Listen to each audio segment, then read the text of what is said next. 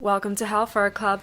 Today I'm going to show you how I did my Eddie Munson makeup for a cosplay photo shoot. Stay tuned by the end of the video for some photos. Anyway, start with a clean and hydrated face, put some primer on, and then we can start.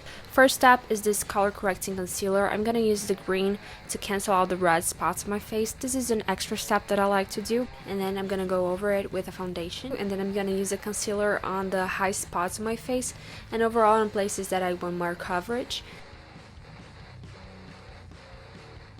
After blending everything together, I'm gonna get a stipple sponge. You probably can get this like in a Party City or something, with a brow pomade, a brown brow pomade, and do like the beard shadow thing he has. Anyways, after that, set everything with the powder, and then we can go into contouring. We're gonna contour a lot in this video, so I tried to type down some of the places you're gonna need contouring just so it's easier for you to mimic. I tried to mimic Joseph Quinn's face the best that I could, so some of the spots in the photos you can see like how I tried to do a more masculine face, a more Joseph Quinny face. I don't know how to say that. Anyways, yeah, just mimic what I'm doing in the video. If you want to, you don't need to look like Joseph Quinn to cosplay Eddie. I definitely didn't look like Joseph Quinn, but I tried my best. Then I'm gonna get this brown eyeshadow and do his brows. He has like this brow shape which starts off like more straight and curves more near the end of the brow.